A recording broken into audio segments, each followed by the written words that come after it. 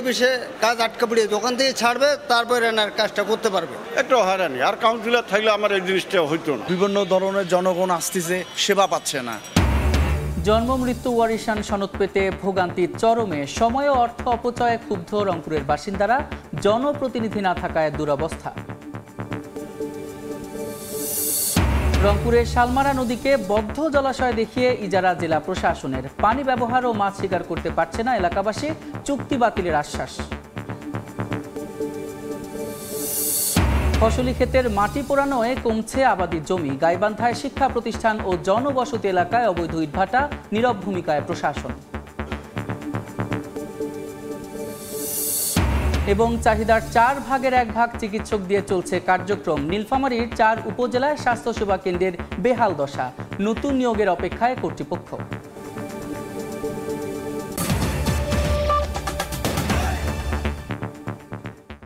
আমন্ত্রণ, সময় সংবাদের নিয়মিত আয়োজন বিভাগীয় সময় থাকছি সপ্তাহের 7 দিন ভিন্ন ভিন্ন বিভাগের সংবাদ নিয়ে। আজ থাকছে রংপুর বিভাগ, সঙ্গে আছি আমি সাদিক হাসান ইমন।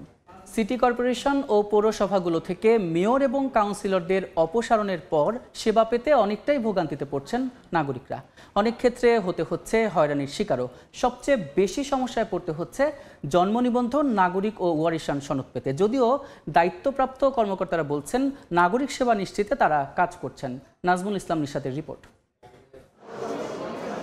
রংপুর সিটি কর্পোরেশনের ২৬ নম্বর ওয়ার্ডের বাসিন্দা ফজলুর রহমান ছেলের জন্মসনদ নিতে 1 মাস ধরে ঘুরছেন সিটি কর্পোরেশন সহ বিভিন্ন দপ্তরে, কিন্তু নানা জটিলতায় নিতে পারছেন না জন্মসনদ। ক্ষোভের সঙ্গে জানালেন ভোগান্তির পাশাপাশি সময় ও অর্থ অপচয়ের কথা।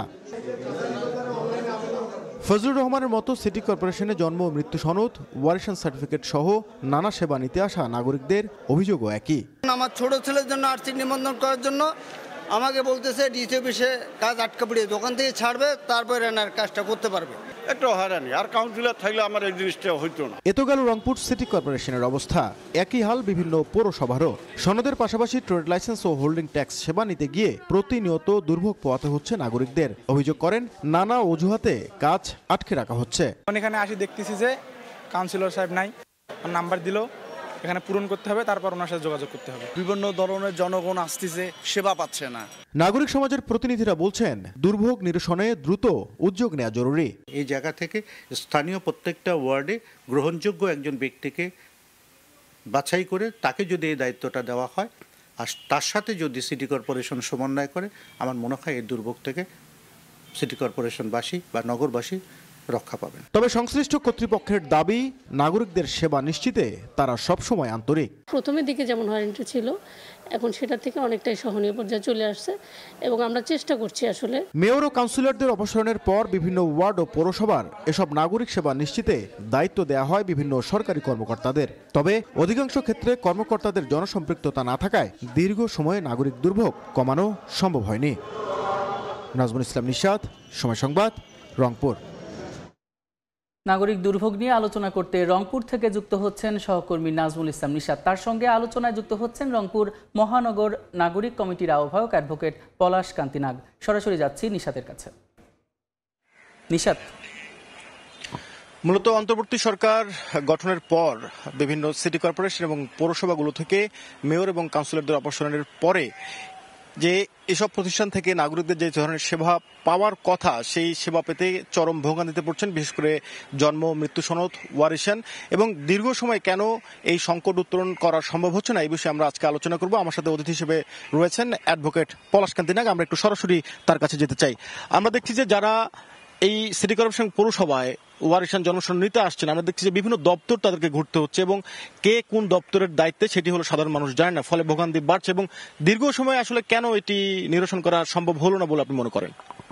জুলাই অভ্যুত্থানের পরে প্রথম ধাপে 12টি সিটি কর্পোরেশনের মেয়রদের এবং পরবর্তী পর্যায়ে দেশের 323টি পৌরসভার মেয়র এবং কাউন্সিলরদের অপসারণ করে এখানে সরকারের বিভিন্ন আমলাদেরকে এই দায়িত্ব দেওয়া হয়েছে। এখন মেয়রের পরিবর্তে যেখানে প্রশাসক নিয়োগ করা হয়েছে, প্রশাসকের মাধ্যমে দাপ্তরিক কাজ কিছুটা হলেও বিশেষ করে কাউন্সিলরদের যে ঘাটতি, সেই ঘাটতি কিন্তু কোনোভাবেই পূরণ হচ্ছে না। এখানে বিভিন্ন অফিসের যে আমলাদেরকে নিয়োগ করা হয়েছে, এই আমলাদের কিন্তু নিজস্ব যে দাপ্তরিক কাজ, সেই দাপ্তরিক কাজ রয়েছে, সেই দাপ্তরিক কাজ করার পরে অতিরিক্ত দায়িত্ব হিসেবে যখন কাউন্সিলরদের দায়িত্ব পালনের কথা, তারা কিন্তু সেটি যথাযথভাবে করতে পারছে না। আমরা দেখছি যে এখানে বিশেষ করে জমি কেনাবেচা, স্কুল কলেজে ভর্তি এবং চাকুরির ক্ষেত্রে জন্ম নিবন্ধন, ওয়ারিশন, নাগরিকত্ব, এই সমস্ত কাগজপত্রের প্রয়োজন হয়। কিন্তু এখানে দেখা যাচ্ছে যে আমলাদেরকে দায়িত্ব দেওয়া হয়েছে, সেই আমলাদের কাছে কিন্তু এখানে যারা সেবা প্রত্যাশী তারা কিন্তু তাদের অফিসে গিয়ে পাচ্ছে না, বা অনেক সময় তাদের অফিসেও খুঁজতে গিয়ে তাদেরকে হিমশিম খেতে হচ্ছে। পাশাপাশি এখানে কিন্তু যে কাউন্সিলরের যে দায়িত্ব যাদেরকে দেওয়া হয়েছে, তাদের যে অফিসগুলো রয়েছে সেই অফিসে কিন্তু তাদের বসার কথা। কিন্তু আমরা এই যে সংকট তৈরি হয়েছে, আপনি কি মনে করেন আসলে কি ধরনের উদ্যোগ নেওয়া যেতে পারে এই মুহূর্তে? আসলে এখানে রাষ্ট্রপতি কর্তৃক যে জারিকৃত অধ্যাদেশ, সেখানে বলা রয়েছে যে অন্য কোনো আইনে ভিন্ন কিছু বলা থাকলেও বিশেষ প্রয়োজনে কিংবা জনস্বার্থে এখানে প্রশাসক নিয়োগ হতে পারে এবং প্রশাসককে সহযোগিতা করার জন্য একাধিক কমিটি হবে। তো সেই জায়গায় আসলে এখানে আমলাদেরকে এই দায়িত্বটা না দিয়ে এখানে সাধারণ মানুষদের মধ্যে থেকে, বিশেষ করে শিক্ষক সহ বিভিন্ন শ্রেণী পেশার যারা গ্রহণযোগ্য নাগরিক রয়েছে, তাদেরকে যদি এই জায়গায় নিযুক্ত করা হতো, তাহলে কিন্তু আমরা মনে করি যে আসলে এই সংকট খানিকটা দূর করা যেত। কারণ আপনি দেখবেন যে এখানে যে কাউন্সিলররা ছিল, সেই কাউন্সিলররা কিন্তু শুধুমাত্র জন্ম নিবন্ধন বা ওয়ারিশন সনদের সই স্বাক্ষর করার কাজই ছিল না, তারা কিন্তু স্থানীয় অনেক বিরোধ নিষ্পত্তি, এলাকার বজ্র অপসারণ কিংবা রাস্তাঘাটের উন্নয়ন সহ নানা ধরনের তারা কাজের সাথে কিন্তু সম্পৃক্ত ছিল। যে কাজগুলোতে কিন্তু এখন এই যে কাউন্সিলরদের পরিবর্তে যে সরকারি আমলাদের দায়িত্ব দেওয়া হচ্ছে, তাদেরকে দিয়ে কিন্তু সেই অভাবটি পূরণ হচ্ছে না। সেই জায়গায় আসলে বর্তমানে যে পরিস্থিতি বিরাজ করছে, আপনি জানেন যে জুলাই অভ্যুত্থান হলো, সেই জুলাই অভ্যুত্থানের পরে কিন্তু একটা নতুন রাজনৈতিক বন্দোবস্তের জন্য এবং রাষ্ট্রের যে সকল কাঠামো রয়েছে তার একটা আমূল সংস্কারের জন্য দেশের মানুষ কিন্তু অকুণ্ঠ সমর্থন এই সরকারের প্রতি জানিয়েছে। কিন্তু বর্তমান যে পরিস্থিতি, সেই বর্তমান পরিস্থিতি কিন্তু ঠিক যে জুলাই অভ্যুত্থানের যে আকাঙ্ক্ষা, সেই আকাঙ্ক্ষার বিপরীত। সেই জায়গায় আসলে এখন যে রাষ্ট্রীয় যে আমরা বিভিন্ন প্রতিষ্ঠানের সংস্কারের কথা বলছি, আসলে সেই সংস্কারের আসলে আমরা কিন্তু দৃশ্যত আমরা কিছু দেখছি না। সেই জায়গায় এটা যখন আরো বেশি কালক্ষেপণ হবে, এই কালক্ষেপণের মধ্যে দিয়ে কিন্তু আসলে এখানে একদিকে যেমন নাগরিকরা তাদের সেবা থেকে বঞ্চিত হবে, পাশাপাশি কিন্তু সবকিছু মিলে একটা নৈরাজ্যকর বা একটা অস্থিতিশীল পরিস্থিতির দিকে আমাদের দেশ। আমরা দেখছি যে যারা মূলত এই সেবাগুলো নিতে আসছেন, বিশেষ করে জন্ম সনদ, ওয়ারিশন সনদ, যারা দায়িত্বে রয়েছেন তারা অনেকে ঠিকমতো ছিলেন না, ফলে তারা ওয়ারিশন সনদ ঠিকমতো দিতে পারছেন না। এবং আমরা দেখছি যে তারা দিনের পর দিন ঘুরছেন, এর ফলে তাদের অর্থ এবং সময়ের অপচয় হচ্ছে এবং যারা শ্রমজীবী মানুষ তারা কিন্তু এক ধরনের সংকটে পড়ছেন। এই সংকটটি উত্তরণে খুব দ্রুত ব্যবস্থা নেওয়া উচিত কিনা? এখন আমি যেটা বলছি যে এখানে আপনার এই যে সরকারি আমলা, সেই সরকারি আমলাদেরকে বাদ দিয়ে এখানে সাধারণ নাগরিকদের মধ্যে থেকে যদি এই কাজে দায়িত্ব বন্টন করা হয়, তাহলে খানিকটা সংকট দূর হবে। পাশাপাশি এই কাজটি করতে যে সময়টা লাগছে, আমরা মনে করি যে আপৎকালীন হিসেবে এখানে কিন্তু সরকারি আমলাদের একটা সময়সীমা বেঁধে দেওয়া উচিত, যে তারা এই সময় পর্যন্ত তারা সিটি কর্পোরেশনের যে তাদের যে দায়িত্ব রয়েছে, কাউন্সিলরদের যে কাজটি তাদের করার কথা, সেই কাজটি তারা করবে। তারা যদি অতিরিক্ত দায়িত্ব যেটি পালন করবে। ধন্যবাদ আপনাকে। আপনি যেটি বলছেন যে যার যে দায়িত্ব বন্টন করা হয়েছে সেটি করতে হবে। আমরা আলোচনা করছিলাম সিটি কর্পোরেশন এবং পৌরসভাগুলোতে যে নাগরিক দুর্ভোগ তৈরি হয়েছে সেটি সমাধানে আসলে কি ধরনের উদ্যোগ নেওয়া যেতে পারে। আমার সাথে অতিথি হিসেবে ছিলেন অ্যাডভোকেট পলাশকান্তি নাগ। তো সবকিছু মিলে আজকে আলোচনায় এই ছিল আমার কাছে রংপুর থেকে। নাগরিক দুর্ভোগ নিয়ে আলোচনা করতে রংপুর থেকে যুক্ত ছিলেন সহকর্মী নাজমুল ইসলাম নিশাত এবং তার সঙ্গে আলোচনায় যুক্ত ছিলেন রংপুর মহানগর নাগরিক কমিটির আহ্বায়ক অ্যাডভোকেট পলাশকান্তি নাগ। এদিকে রংপুরের ঐতিহ্যবাহী শালমারা নদী শ্রেণী পরিবর্তন করে বদ্ধ জলাশয় দেখিয়ে প্রভাবশালীদের ইজারা দেওয়ার অভিযোগ জেলা প্রশাসনের বিরুদ্ধে। এতে নদীর পানি ব্যবহারের পাশাপাশি মাছ শিকার করতে পারছে না জেলে, কৃষক সহ এলাকাবাসী। নদীটির ইজারা বাতিল সহ সংশ্লিষ্টদের বিরুদ্ধে ব্যবস্থা নিতে লিগ্যাল নোটিশ দিয়েছে পরিবেশবাদী সংগঠন। সত্যতা পেলে চুক্তি বাতিলের আশ্বাস জেলা প্রশাসকের। শাকিল মাহমুদের ছবিতে বিস্তারিত জানাচ্ছেন রেদওয়ান হিমল। 2022 সালের 27 জুন রংপুরের মিঠাপুকুর উপজেলার শালমারা নদী দখলমুক্ত উৎসব হয়েছিল। সেই সময় শালমারাকে প্রবহমান নদী হিসেবে উল্লেখ করে 6 ব্যক্তির নামে দেয়া বন্দোবস্ত বাতিল করে জেলা প্রশাসন। কিন্তু সম্প্রতি প্রবাহমান এই নদীকে বদ্ধ জলাশয় দেখিয়ে জয়রামপুর আনোয়ার ও সিঙ্গিগুড়া মৌজায় ৩৯ একর ৪০ শতক, বড় হজরতপুরে ৪ একর ২০ শতক এবং ভাংনি ইউনিয়নে ১১ একর ৬৪ শতক জমি ইজারা দিয়েছে প্রশাসন। নদীর উপর যারা নির্ভর, এই ইজারা দেওয়ার পর থেকে তারা মানে অনেক কষ্টের মধ্যে আছে। অভাব পড়লে আমরা বিক্রি করিও চাল কিনে আনি খাইতাম, এখন সেটা আর হয় না, এখন মাছ মারতে দেয় না আমাদেরকে। যেই ডিসি ইউনো এবং এসিল্যান্ড এই নদী শ্রেণী পরিবর্তন করে বেআইনিভাবে ইজারা দিয়েছে, তাদের যেন দৃষ্টান্তমূলক শাস্তির আওতায় আনা হয়। তবে সত্যতা পেলে চুক্তি বাতিলের আশ্বাস জেলা প্রশাসকের। যদি নদী হয়ে থাকে অবশ্যই সেটা, যেহেতু জলমহল নীতিমালাতে নদী ইজারা দেওয়ার কোনো সুযোগ নেই, আমরা সেই ব্যাপারে পদক্ষেপ গ্রহণ করব। এদিকে শালমারা নদী লিজ বাতিল সহ সংশ্লিষ্টদের বিরুদ্ধে ব্যবস্থা নিতে লিগ্যাল নোটিশ দিয়েছে পরিবেশবাদী সংগঠন বেলা। প্রবাহমান এই শালমারা নদীটি রংপুরের মিঠাপুকুর উপজেলার ঘাগট নদে উৎপন্ন হয়ে 22.5 কিলোমিটার অতিক্রম করে 17টি মৌজার বুক চেরে ভাংনি ইউনিয়নের কাফরিকাল নদের সাথে মিলিত হয়েছে। রেদওয়ান হিমেল, সময় সংবাদ, রংপুর। গাইবান্ধায় নিয়ম নীতির তোয়াক্কা না করে শিক্ষা প্রতিষ্ঠান ও জনবসতি এলাকায় গড়ে উঠেছে 2 শতাধিক অবৈধ ইটভাটা। দীর্ঘদিন ধরে অবৈধভাবে ভাটাগুলো চললেও প্রশাসন নীরব ভূমিকা পালন করায় জনমনে সৃষ্টি হচ্ছে নানা প্রশ্ন। পরিবেশ দূষণের পাশাপাশি ফসলি জমির প্রাণ উর্বর মাটি পোড়ানো হচ্ছে এসব ইটভাটা। এতে দিন দিন কমে যাচ্ছে জেলার আবাদি জমির পরিমাণ। এতে একদিকে যেমন বিপর্যয় ঘটছে পরিবেশের, অন্যদিকে হুমকির মুখে পড়েছে জেলার খাদ্য নিরাপত্তা। বিস্তারিত বিপ্লব ইসলামের রিপোর্টে। ইটভাটা স্থাপন আইন অনুযায়ী আবাসিক এলাকা, কৃষি জমি, বিশেষ কোনো স্থাপনা, শিক্ষা প্রতিষ্ঠান থেকে কমপক্ষে 1 কিলোমিটার দূরত্বের মধ্যে কোনো ইটভাটা তৈরির নিয়ম না থাকলেও আইনের তোয়াক্কা না করে গাইবান্ধায় চলছে 2 শতাধিক ইটভাটা। বিশেষ প্রতিষ্ঠান, হাটবাজার ও আবাসিক এলাকায় গড়ে ওঠা এসব ইটভাটার ধুলাবালু ও কালো ধোঁয়ায় দূষিত হচ্ছে পরিবেশ। এদিকে এসব অবৈধ ইটভাটার মাটির যোগান দিতে টপসয়েল কেটে নেয় জমিগুলো অনাবাদী হয়ে পড়ছে। অন্যদিকে ড্রাম ট্রাক, ট্রাক্টর ও টলি দিয়ে ইটভাটার ইট ও মাটি আনা নেয় নষ্ট হচ্ছে গ্রামীণ সড়ক। আবার অনেক ইটভাটায় পোড়ানো হচ্ছে গাছ। ধোয়ার কারণে গাছপালা, তারপরে ফসল, এগুলো অনেক ক্ষতি হচ্ছে। এটি আমরা চাই হয় গ্যাস দিয়ে পুরুক, না হলে ভাটা বন্ধ করতে হবে। অনুমোদনহীন ইটভাটা বন্ধে ব্যবস্থা নেওয়ার আশ্বাস পরিবেশ অধিদপ্তর ও জেলা প্রশাসকের।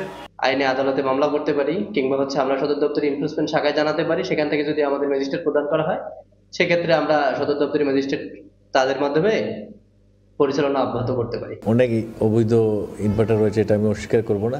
এই অবৈধ ইটভাটার বিরুদ্ধে আমরা ব্যবস্থা নিচ্ছি। জেলায় 2 শতাধিক ইটভাটার মধ্যে অনুমোদন আছে মাত্র 16টির। বিপ্লব ইসলাম, সময় সংবাদ, গাইবান্ধা। বিএনপি দিনের ভোট রাতে এবং মৃত ব্যক্তির ভোট চায় না, আয়নাঘরও চায় না বলে মন্তব্য করেছেন বিএনপির চেয়ারপারসনের উপদেষ্টা জয়নুল আবেদিন ফারুক। আওয়ামী লীগের পালিয়ে যাওয়া নেতাকর্মীদের দেশে ফিরিয়ে এনে শাস্তির আওতায় আনার দাবি জানান তিনি। দুপুরে নীলফামারীর শহীদ মিনার চত্বরে জেলা বিএনপি সমাবেশে কথা বলেন তিনি।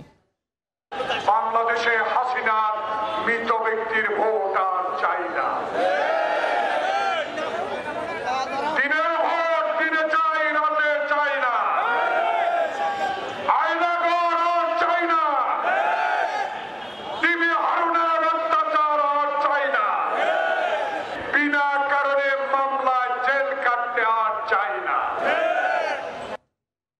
মানুষের ভোটাধিকার আদায়ে আওয়ামী লীগের শাসনামলে বিএনপি নেতাকর্মীরা জেল জুলুম নির্যাতনের শিকার হয়েছে উল্লেখ করে অন্তর্বর্তী সরকারকে দ্রুত জাতীয় নির্বাচন দেওয়ার আহ্বান জানিয়েছেন বিএনপির চেয়ারপারসনের উপদেষ্টা অ্যাডভোকেট মাসুদ আহমেদ তালুকদার। সকালে নীলফামারীর সৈয়দপুর বিমানবন্দরে সাংবাদিকদের একথা বলেন তিনি।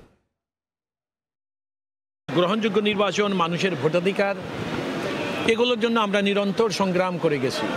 আমাদের দলের হাজার হাজার লোক গুম হয়েছে, লক্ষ লক্ষ মানুষ মিথ্যা মামলায় কারাবরণ করেছে, নির্যাতিত হয়েছে। কিন্তু আপনারা দেখবেন মানুষের অধিকারের দাবি থেকে আমার দল কখনো সরে যায়নি। সে কারণে আমরা যেহেতু দীর্ঘদিনের এদেশের সাধারণ মানুষের দাবি নির্বাচনের, সেই নির্বাচন গ্রহণযোগ্য হবে এবং একটা গ্রহণযোগ্য নির্বাচন হলে বাংলাদেশ জাতীয়তাবাদী দল জনগণ বিবেচনায় নেবে। নীলফামারীর 4 উপজেলার স্বাস্থ্য সেবা কেন্দ্রের বেহাল দশা। চিকিৎসক পদের 4 ভাগের 1 ভাগ দিয়ে চলছে কার্যক্রম। রোগীদের অভিযোগ, চিকিৎসকের অভাবে প্রতিটি স্বাস্থ্যসেবা কেন্দ্রের বহির্বিভাগে রোগী দেখাচ্ছেন ডিপ্লোমা চিকিৎসকরা, যাদের অনেকেই আবার হাসপাতালে স্থায়ী নিয়োগ প্রাপ্ত নন। অন্তঃবিভাগে ভর্তি রোগীদের দেখভাল করছেন মাত্র 2-1 জন চিকিৎসক। সিভিল সার্জন কার্যালয় জানিয়েছে 125টি পদের বিপরীতে জেলায় কর্মরত রয়েছেন 35 জন চিকিৎসক। এর মধ্যে অন্তত 10 জন প্রেষণে কাজ করেছেন বিভিন্ন জায়গায়। জনবল কম থাকায় সেবা দিতে হিমশিম অবস্থায় পড়তে হয় চিকিৎসকদের। নতুন নিয়োগ দেয়া হলে কাটবে চিকিৎসক সংকট।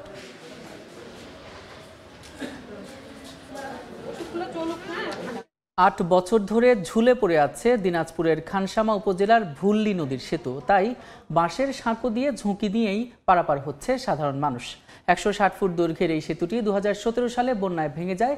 এতে সদর উপজেলার সঙ্গে যোগাযোগ বিচ্ছিন্ন হয়ে যায় খানসামা উপজেলার খোকসাবাড়ি ইউনিয়নবাসীর। এরপর থেকে প্রতি বছর এলাকাবাসী ভাঙা সেতুর পাশে বাঁশের সাঁকো নির্মাণ করে চলাচল করে আসছে। কেউ হেঁটে, আবার কেউ ভ্যান, ইজিবাইক এবং মোটরসাইকেল নিয়ে ঝুঁকি নিয়ে পার হচ্ছেন। এতে প্রায়ই ঘটছে দুর্ঘটনা। টেন্ডার প্রক্রিয়া সম্পন্নের পর মন্ত্রণালয়ের মূল্যায়নপত্র অনুমোদন হলেই সেতুর কাজ শুরু হবে বলে জানিয়েছে এলজিইডি। রংপুর অঞ্চলে কোনোভাবেই কমছে না তামাকের আগ্রাসন। গত বছর থেকে এবছর উৎপাদন বেড়েছে 44%। 2024 সালের 13,349 হেক্টর জমিতে উৎপাদন হলেও এবছর তা 44% বেড়ে উৎপাদন হয়েছে 19,250 হেক্টর জমিতে। কৃষকরা বলছেন, বিকল্প ফসল চাষে বীজ, সার, সেচ সহ উৎপাদন খরচ যেমন বাড়ছে, তেমনি উৎপাদিত পণ্যের ন্যায্য মূল্য প্রাপ্তিতে বেড়েছে অনিশ্চয়তা। অন্যদিকে বিভিন্ন তামাকজাত কোম্পানির প্রলোভনে তামাক চাষে ক্ষতি হওয়া সত্ত্বেও অধিক লাভের আশায় এই ফসল চাষে ঝুঁকছেন তারা।